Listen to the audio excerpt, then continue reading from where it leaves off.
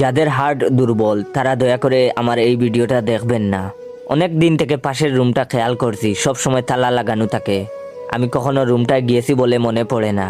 আম্মুকে জিজ্ঞেস করলাম, আম্মু ওই রুমটাতে কি আছে?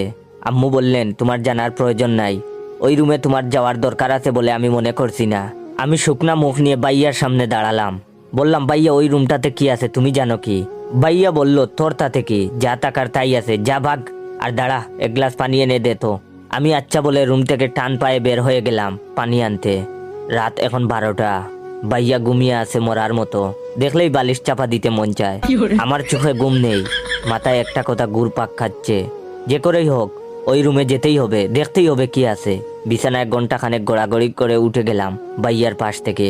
নিঃশব্দে গুটি গুটি পায়ে ঘর থেকে বের হয়ে পাশের রুমটার সামনে দাঁড়াতেই ঘড়িতে শুনান দিল এখন রাত 1:30 বাজে। উফ, এই ঘড়িটা 8 ঘন্টার পর পর কি যে শুরু করেছে। ঘড়িটা চেঞ্জ করতে হবে আম্মুকে বলে সিটকানি খুলে দরজা ধাক্কা দিতেই ক্যা এচ আওয়াজ করে দরজাটা খুলে গেল। আর তখনই মাথার উপর দিয়ে কিছু একটা উড়ে গেল। খেয়াল করে দেখে বুঝতে পারলাম বাদুড় ছিল এগুলো। এই ঘরে বাদুড় আসলো কিভাবে?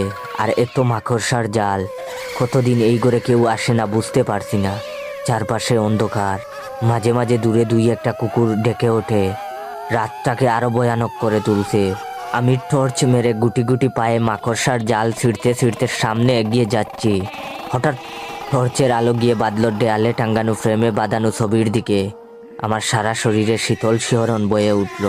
কোথায় যেন একটা পেঁচা ডেকে উঠে জানান দিল, ভুল করেছিস এখানে এসে। যেখানে বই বেশি সেখানে কৌতূহলও বেশি। আমি ছবিটার দিকে তাকিয়ে আছি, কাপা হাতে টর্চটা মেরে রেখেছি দেয়ালের দিকে। এটা তো আমার ছবি। টর্চটা আস্তে আস্তে নিচের টেবিলের উপর গিয়ে বিঁধল। ধুলোর স্তর জমে আছে টেবিলে, আর স্যাঁতস্যাঁতে গন্ধ। নিস্তব্ধ হয়ে গেলাম। মুখ থেকে একটা শব্দ বের হবার জোর নেই। হাত কাঁপতে শুরু হলো আমার। আমি টর্চটাকে আপ্রাণ চেষ্টা করেছি ধরে রাখার, কিন্তু পারছি না।